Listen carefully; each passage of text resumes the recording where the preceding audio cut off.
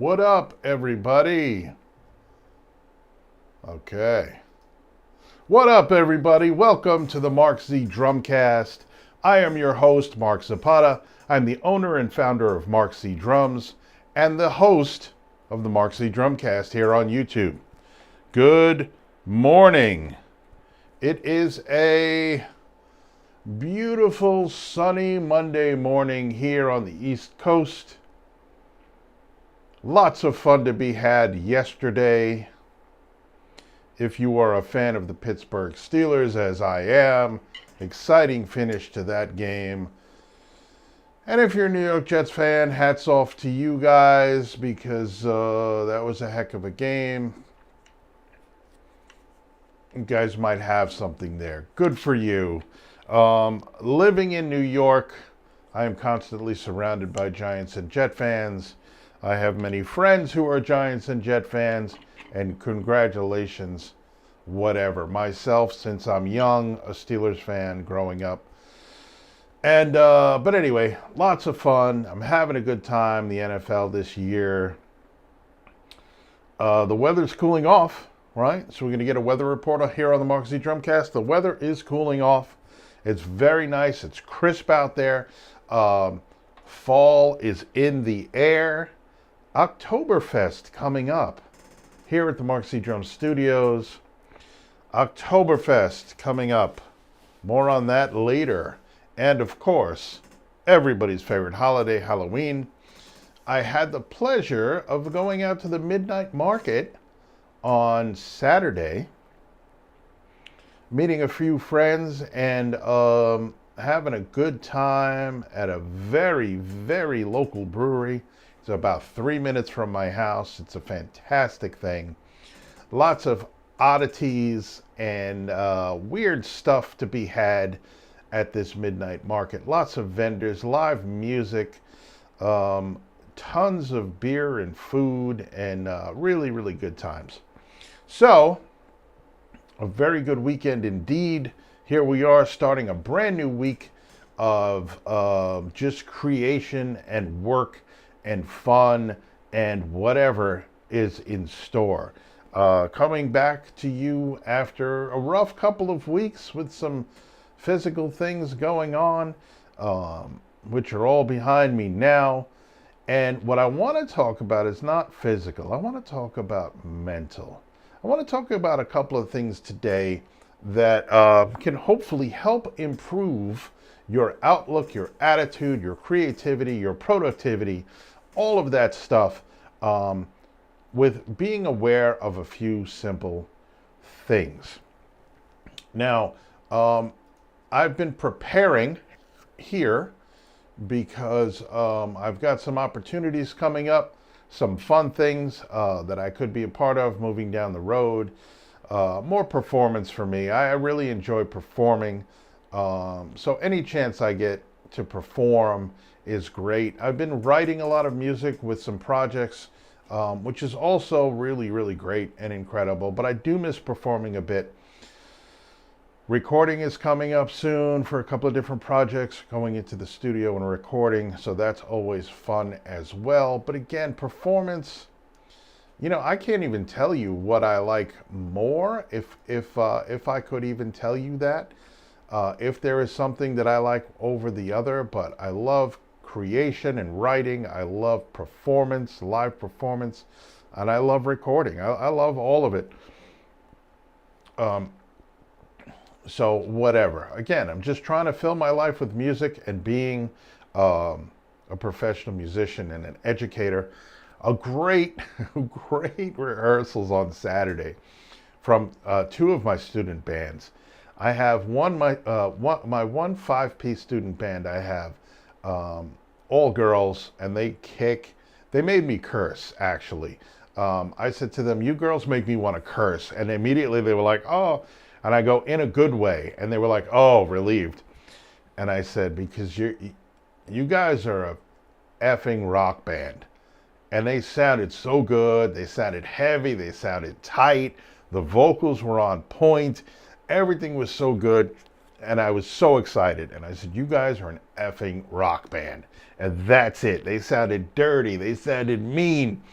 And it was all really, really good. This Saturday is the performance coming up. They're performing at the high school for homecoming. And it's super, super exciting. I can't wait. So that was really, really fun too. So like I said, a really jam-packed, great weekend, full of fun stuff. And these girls are ready to rock. Now, I'll be at the performance next Saturday, and then we have to get rolling with my other student band because the focus has been on the one band with this performance coming up. Now the other band, who is also rolling, they're sounding good. We got to jump on that wagon, and we got to start really, really buckling down with them. But again, super, super fun stuff. Tuesday, tomorrow night, I have my third band, my new band that I've been working with. And we're finding our way, right? There's a few things that I'm fixing, that we are collectively, we are changing the way things have been done in the past, and getting some really, really good results. And I've been getting a lot of great feedback. So anyway, what I want to talk about today, and it's all, everything I've said up until now, all has to tie in. It all ties in with everything that I've talked to you about my students, the bands, how they're performing, how they're attacking. The band that I cursed at, or wanted to curse at, in a good way, they went bell to bell, man. The last rehearsal, from the moment they got there, got set up, got plugged in, got ready to go, they did not stop playing music except for like a 5-minute break, like a bathroom break for everybody, and like a 5 or 10 minutes to kind of just catch our breath and stuff like that. But aside from that, they did not stop playing music the entire hour and a half rehearsal. And I couldn't be prouder of them. They went through the entire set, and they were motivating each other at the end. We got another week to prepare for this. Make sure you're listening to the songs like they're telling each other. It's not even me telling them. The way I like to run my bands is I like to give them the tools that they need to run their own rehearsals, to do what they got to do. They know what they got to do, right? We've been working together for a little while, and my goal has been to teach them and train them how to run their own rehearsals, how to figure out what's important, how to communicate, all of that good stuff. So when they come into rehearsals, I'm there if I see something that I think needs to be changed or different, or we should do this differently, or we run into a problem, or they need guidance, they need advice, I'm there. But for the most part, when we get in there, they are working together, they're communicating, they're helping each other out, they're figuring out what parts of the songs they need to go over again, what songs they need to revisit at the end of rehearsal. Like it's so fun to watch this process that they're going through. And because of that, they sound great. So anyway, getting back to what I want to talk about. And it has to do with our success and how that informs us about what we need to do moving forward. And I will always say this about my students. I've had a number of students, and I have to put myself in this category as well. I have a lot of students that come in with a certain amount of natural ability, where they come in and they have good timing, and they understand rhythm, and they have good ears, and they have good ears for percussion and drumming, and they just get it. And then physically they can put it together. They can listen to something, they can copy it and play it. All of those things are very important. Not everybody has those skills, and some people need to develop those skills. Some people have some natural ability just walking through the door. So that's kind of where there's a fine line, and where we have to be careful. Because if we allow our students to go on natural ability, and continually praise them for their natural ability, they may start to get the idea that they don't need to do much work, that they're good where they are, and that practice is something that they don't need. And this is something that I see a lot of, and it's something that I've experienced. When I was young coming up and I was starting to play drums, um, I had a natural ability. I did not have teachers. I was self-taught for the first few years of my drumming career when I was little. And I had a little drum set in the corner of my room. I had headphones and I had records. And I was able to figure out how to play along to Kiss records, which was my go-to at the time. And then other bands as I started to discover AC/DC and all of these things. And I was able to teach myself the basics. And I was able to get to a point where I could play rock and roll on the drums. I could play rock on the drums and I could play in bands. And when I was about 16, I started playing in actual bands. And I had been playing in bands when I was younger. You know, the local kids, local friends, oh, you play guitar? Well, I play drums. Come on over. You know, and we'd have jam sessions to Beatles songs and things like that. But an actual band that I started traveling, playing out in bars, 16 years old, playing shows, playing L'Amour's, playing in the city, like playing all over the place. And I've been doing that since that age. And so with very little instruction, I became a drummer who could play drums in rock bands. And I started playing double bass and taught myself like a lot of things by just listening to this music that I liked and trying to play it. So, you know, there were times I didn't put in a lot of practice because I didn't have to, right? And here I'm saying that, but it all depends on what you're looking to do. At the time, I was perfectly fine playing in my rock band, playing in clubs and shows, and people were telling us how great we were, people telling me how great I was. And that hurt me because I think that had I been taught the value of practice early on, had I had an instructor, and had I been taught the value of practice or understood the value of practice, I think I could be a lot better than I am. You know, and I'm very happy with where I am in my journey. We all have to be because that's where we are. But as a teacher, as an instructor, moving forward, as I'm seeing my students that have some really great natural ability, I also try to help them to understand that a little bit of practice goes a long way, and that if they couple their natural ability with a consistent practice routine, then there's nothing they're not going to be able to do. There's nothing they can't do. There's no audition they can't nail. There's no performance that they can't nail. There's no NISMA that they can't tackle and do great at. And there's no limit to what they can do musically, whether they're in a band or whatever they're doing musically, right? So I think that it's very, very important that we understand that being successful at something does not mean that change is unnecessary. Okay, let me say that again. Being successful at something does not mean that change is unnecessary. We're always trying to progress, we're always trying to get better. And even though we're being successful, we want to still continue to grow. We want to still continue to progress despite our success. And that's that whole argument or that thought of resting on your laurels. Well, I did this and this was great, you know, so I don't really have to do anything else. Well, yeah, because we want to do more great things. We're going to do more great things. We're going to move on to bigger and better. And what we are satisfied with right now, hopefully, if things go right, we won't be satisfied with in a year from now or however long, 6 months from now.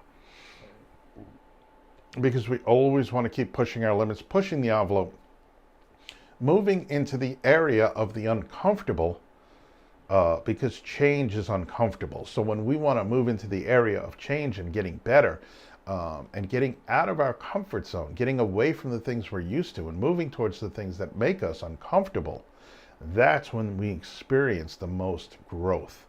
Okay, so don't let your success decide for you that you don't need to progress, right? That you don't need to, we don't need to move forward because we're being successful right now.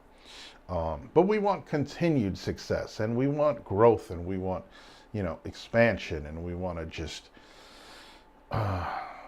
Yeah. So, like as far as me and my teaching goes, there's always things I'm improving on with my teaching technique. There's always ways that I'm trying to get better and be able to express ideas and concepts better. There are some things that just no matter how I try, I have trouble explaining them to students. And I'm always working on different ways and better ways to explain concepts and ideas so that the students can understand them, so that the students can easily make sense of what I'm trying to tell them. So I'm always, as a teacher, always trying to progress. And it doesn't matter how much positive feedback I get from my students. It doesn't matter how many hugs I get. It doesn't matter the big smiles that my students have when they show up for their lessons. Or when I show up at a student's house for a lesson and they're standing at the door with the dog, like waiting with a big smile on their faces. All of that is tremendous, wonderful feedback. On top of the parents and my clients, how I've helped their children with their confidence and how they're growing and they love their lessons and they're so excited and they're having so much fun. All of that stuff is wonderful feedback, but that in no way makes me sit back and go, well, my job is done here. I'm just going to stay at this level and keep doing what I'm doing. No way, man. There's always, because I'm my worst critic, and no matter what kind of feedback I get, I think to myself, well, I could have done this better. I could have done that better. Let me figure out a way to be able to explain this concept better to the next student, whatever it is. Or the students that aren't as engaged, the students that maybe have a little ADHD, the students that, whatever, maybe I'm not reaching as well. How do I reach those students? How do I excite those students? How do I turn them on and get them excited about what we are doing here? And all of that takes trial and error, experimentation, more education on my part, where I'm learning more techniques. I'm constantly learning different ways to teach and different approaches that are effective or that can be effective. So yes, I'm always constantly trying to do that and to give my students the best experience possible. Online lessons are challenging as well. So how do you keep those fresh and exciting? How do you keep the online students engaged? Because that is somewhat of a different animal than a live lesson. And then lessons here at my studio as compared to lessons at one school or the other school or this place or that place, or even if I go to a rehearsal studio and I meet a student there because that student does not have drums of their own, and we meet for an in-person lesson in a rehearsal studio. So all of these things are very, very different, and they all need to be approached in a different way. So don't allow your success, certainly enjoy your success and be proud of your success, but don't allow your successes to make you complacent, because we are always looking to move forward. And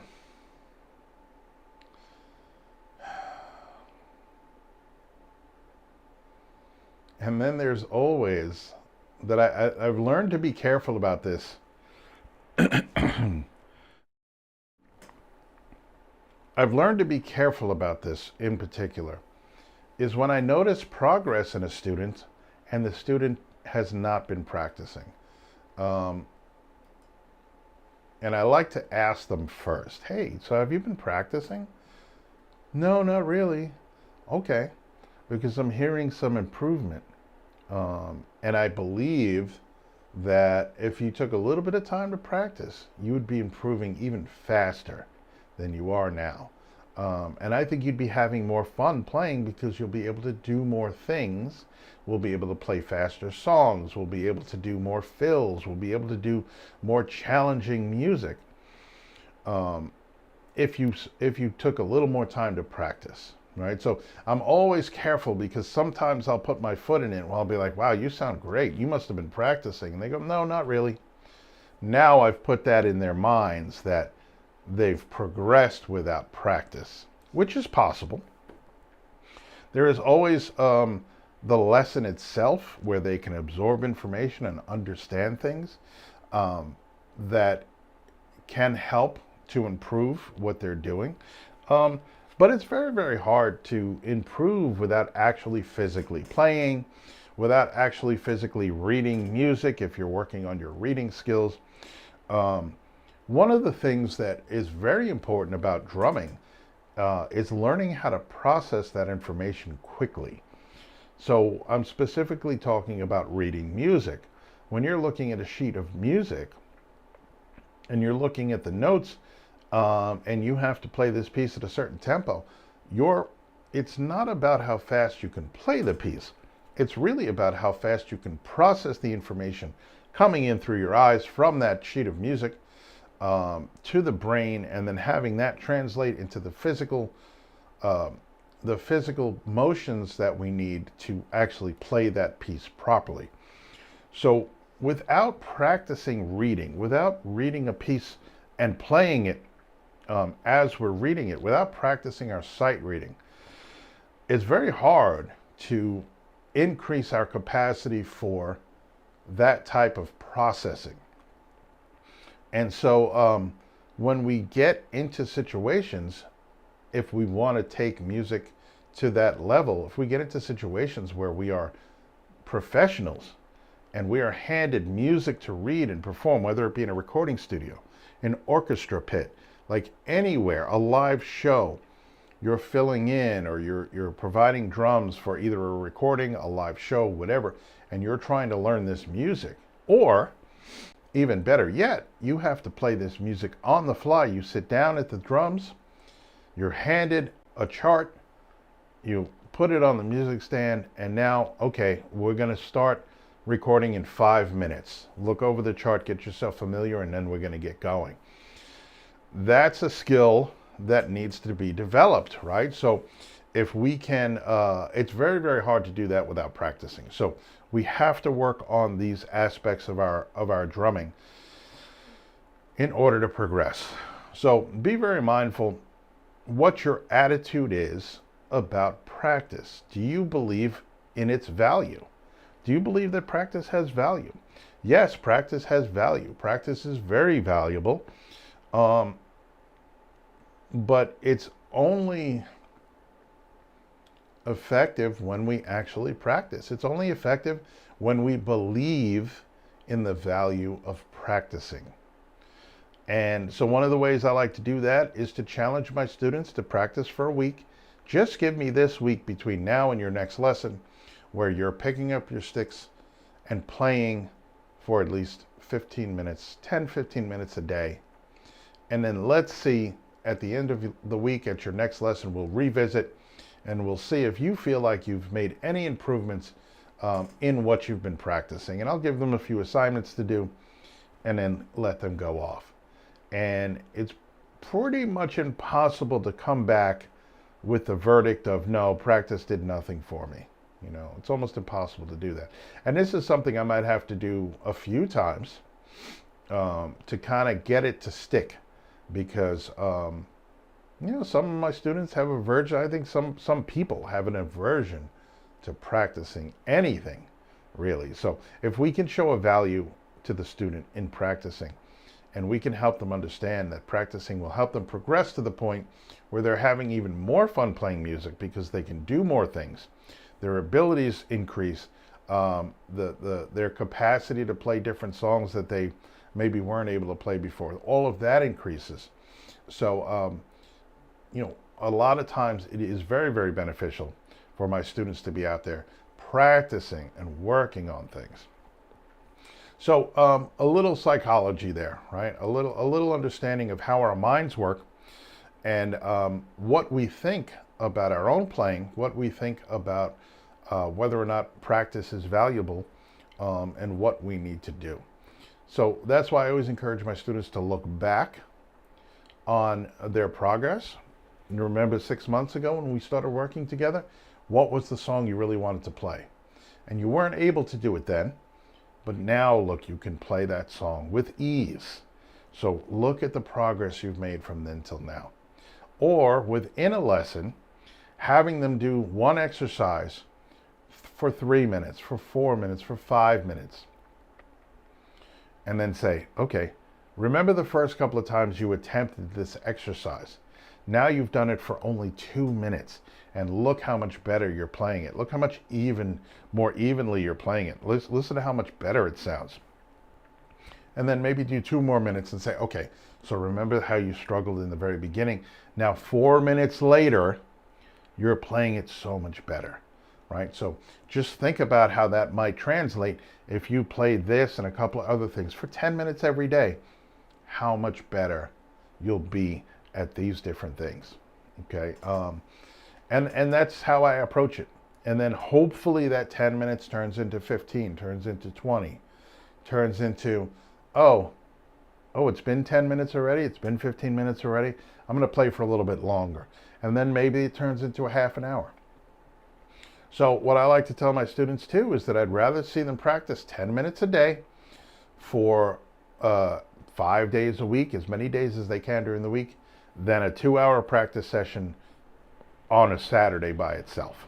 You know, that consistency of picking up your drumsticks every day and playing a little bit every day is going to give you more benefit than not doing anything all week, waiting till Saturday, playing for 2 hours, and then saying, well, I practiced a lot. It's just the way it is, you know. That consistent practice time is best. So I know we've talked about practice before, but it's a very, very important subject. A lot of times too, making sure that our practice materials are in sight so that they are not out of sight, out of mind. Our practice materials are right there in front of us, whether it be on the desk, on the table in your room, whatever, or a place in the house that you pass by all the time, a high traffic area. There are my drumsticks, there are my books, there's my practice pad. Okay, let me go practice for 10 minutes. Anyway, enough about that. I've been working on some songs. Where are we at time-wise? Okay, I've been working on some songs.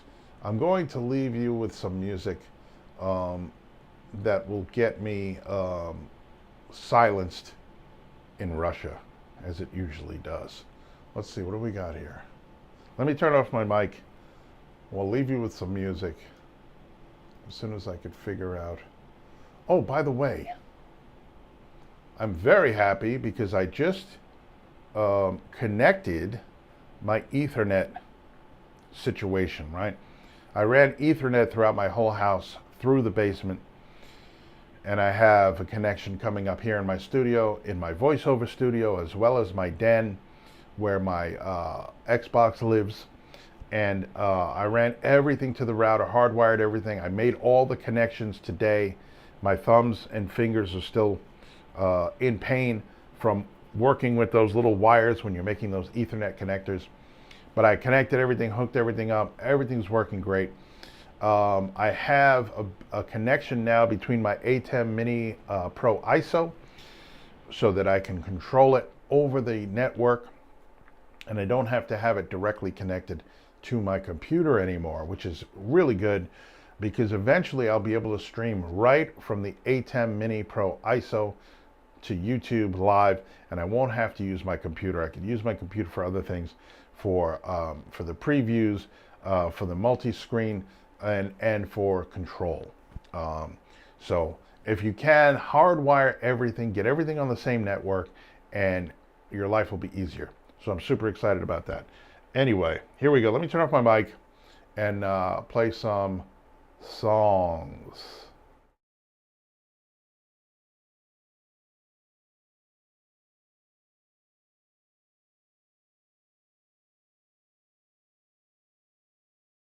I might come out with a cover of this too, but we'll see.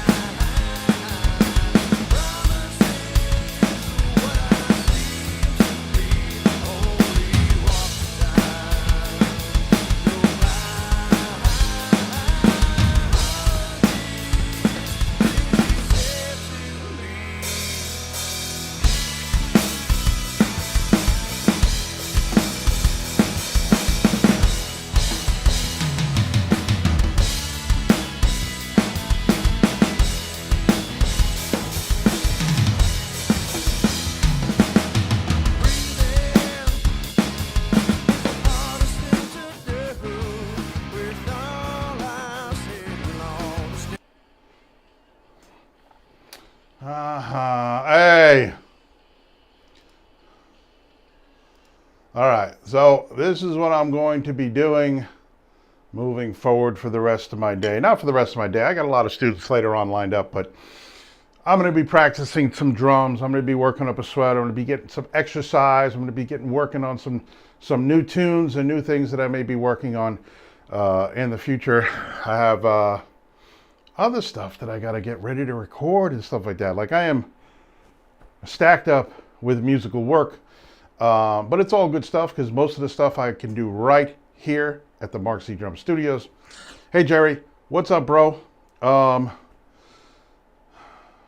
Yeah, exactly. So peace out, everybody. Thanks for tuning in. Thanks for jumping in at the MarkZ Drumcast. And I'll see you Wednesday. Have a great day, everybody.